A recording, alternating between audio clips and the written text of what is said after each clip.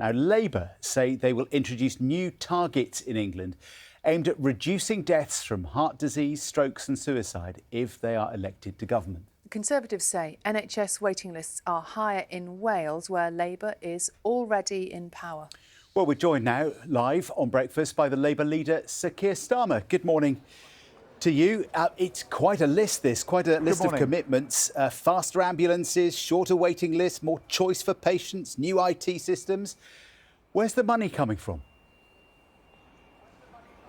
Yeah, look, it is a long list. You're absolutely right about this, and I'll tell you for why. The NHS, I often say it's on its knees. Most people say, no, it's on its face, Keir. As you may know, my wife works in the NHS, so this is a daily discussion. If we're privileged enough to be elected into power, it will fall to us as a Labour government to repair and rebuild the NHS, get it back on its feet. But what I'm setting out today goes way beyond that. It's answering the question, how do we make the NHS fit for the future? We've had 75 years out of the NHS, and we need an NHS fit for the future. So we will tackle the obvious and immediate problems. Waiting lists is one of those, but we've got to get to grips with some of the bigger underlying issues. And that's why there's a real emphasis in the plan I'm setting out today on the big killers, on cancer, on heart disease and death by suicide, but also moving us to a prevention model where we can do much more of our care, healthcare, mental health care in our communities to take the pressure off our hospitals. So it is a long list. So far as the money is concerned, firstly, wherever we've made a specific commitment, we're setting out in terms today how we'll pay for that. But also, I do want to emphasise, I ran a public service for 5 years. I do know that if you put more money in the top, you do get a better outcome. So money is, of course, part of the answer. But we've also got to change and reform. And if we go down the path of prevention, that actually will be far better for people's lives and their health, but also actually, in the long run, cost a lot less.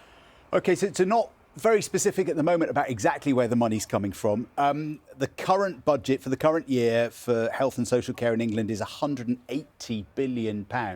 Would you be putting more money than that into the NHS if you were in power? Well, the exact amount we'll put in, we'll set out nearer the election. But to answer you directly, yes, money is part of the answer. But what I'm setting out today goes way beyond that, because it is about changing and reforming the NHS. So if you take, for example, cancer, it's now very clearly established that if you can catch cancer much earlier, then the survival rates are very, very much better. And I mean very, very much better. So this is a model that pushes to early screening, catching it earlier on. That is obviously better for patients, but it's also better for the NHS in the long run. And that's screening in the community, also screening not just by age, but by symptoms and profile. All of this can be done. We've got huge technology. We've got an advantage in technology. We need to make much, much better use of it. The NHS, for example, was downloaded, I think, by 33 million people during the pandemic. We could make much, much more use of that. So you're right to ask about money, but this is not just about money. What I'm setting out today is a comprehensive plan for the NHS so that it is fit for the future, so that we can look back proudly in generations to come and say that, you know, if we're privileged enough to be elected in, it was that Labour government that, just like governments before, ensured the NHS didn't just survive, but it's fit for purpose, fit for the future. In generations to come, but you're saying you want to achieve a lot of these things in 5 years, in one term in government. There's a quote here from the Nuffield Trust think tank this morning who say, yes, these are very ambitious plans, but they say you need to put in more money, more people and a lot more time than 5 years if you're ever going to get close to them. Yeah, let me tackle that, because what we've seen over the last 13 years, and I think everybody watching this will be familiar with it, is an NHS winter crisis year on year. So every year we've got a familiar pattern now. We go into a winter NHS crisis. We just about get through. In the summer we then breathe, and then we go into the next crisis the next year, the only difference being it's worse than the one before. We've been doing that for 13 years. I call it sticking plaster politics, just getting by, but we don't fix the fundamentals. And I'm often challenged, quite rightly, to say, well, you've got to do the immediate things. True, but if you don't fix the fundamentals, we'll be going round and round this track.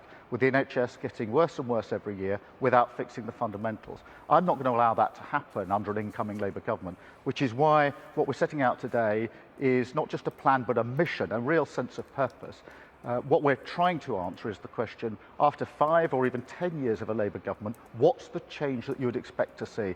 And I've met so many people who are, of course, worried about the NHS, GP appointments, waiting lists, A&E, ambulances, and they know that the short-term things have got to be fixed, and they want them fixed, of course, but they also want to know, is there an underlying plan that actually does fix the fundamentals? And that's what I'll be setting out this afternoon. OK, let's zoom in then on some of those areas that you want to look at, particularly the preventative areas, the kind of things that you could change in society which might improve the health service and improve public health. Should we start with suicide? We've heard from the three dads here on Breakfast a lot, campaigning for better education on suicide in schools across the UK.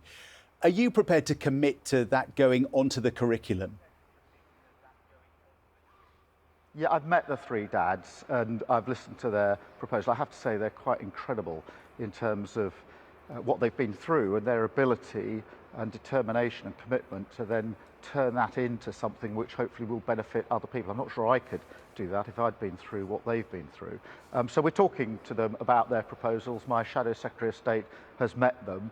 And we're keen to look at their proposals and we want to focus very much on death by suicide, because I do think that the fact that the biggest killer of our young people is suicide is something which not everybody knows, and I think most people would say they're shocked about, and so we've got to drive those numbers down. They're going up at the moment, they're going in the wrong direction. We need to drive them down. I do think that the start of that is having much earlier mental health support in the community. So we've got a proposal for 8,500 new professionals and to have a commitment to mental health support in a matter of weeks, not the years that it takes at the moment.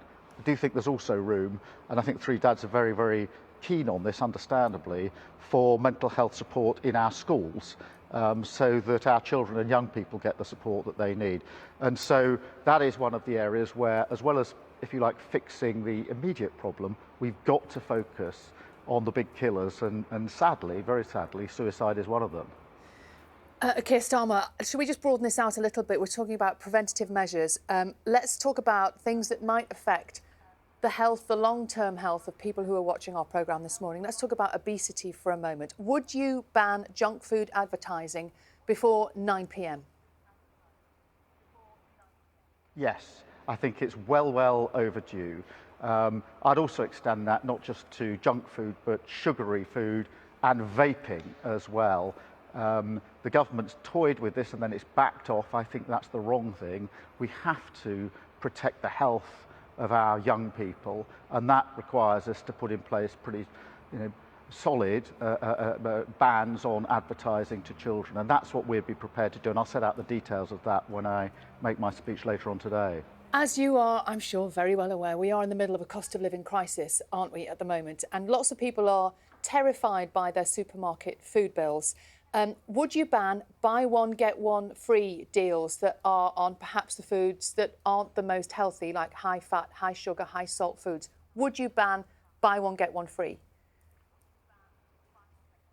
No, we wouldn't ban those. So we've focused today heavily on the advertising, but we don't want to do anything in the middle of a cost of living crisis that will make it even more difficult for struggling families. So we made a choice here, and we're very, very clear it's advertising that we've got our focus on, got our sights on this. This is so important because it's obviously about the healthy lives of our young people and also the overall cost that there is to the NHS with some of these issues if the preventative measures aren't taken. So we will focus today on the advertising, but no, in the middle of a cost of living crisis, I don't think anybody watching today wants to hear that an incoming Labour government is going to make life even more difficult for struggling families.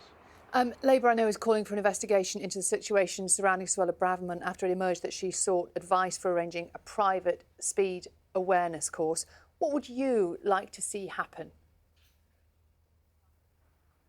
I think the Prime Minister needs to launch an investigation into this. I think he's said he's going to see his ethics advisor today, have a meeting with him. Well, what he needs to do, what I would do, is to say to that advisor, you need to investigate this, because from what we know, it looks as if inappropriate action took place from the Home Secretary. That needs to be fully investigated, and I think that that's what many people will be expecting from the Prime Minister this morning. And if she did break the ministerial code, what should happen? Well, the ministerial code is pretty clear that if you break it, you're supposed to go. But I don't want to get ahead of myself, because I think I don't know all the facts. I don't think anybody knows all of the facts. It looks as if some of the facts are still emerging. So I think the right thing to do is a proper investigation. So the Prime Minister needs to meet his ethics advisor. He says he's going to do that. He needs to say to him, you need to do an investigation. And if that investigation finds that she broke the ministerial code, should she resign? Should she be sacked? If you've broken the ministerial code, the whole point is you're supposed to go. And the Prime Minister did stand outside Downing Street when he became Prime Minister, say that he was going to bring about change, much needed change, I might say, under this government, and have accountability, honesty and transparency. And I think that an investigation obviously comes first, and then it will be for the Prime Minister to take appropriate action. But the usual consequence of breaching the code is, of course, that you go. So Keir Starmer, thanks very much indeed.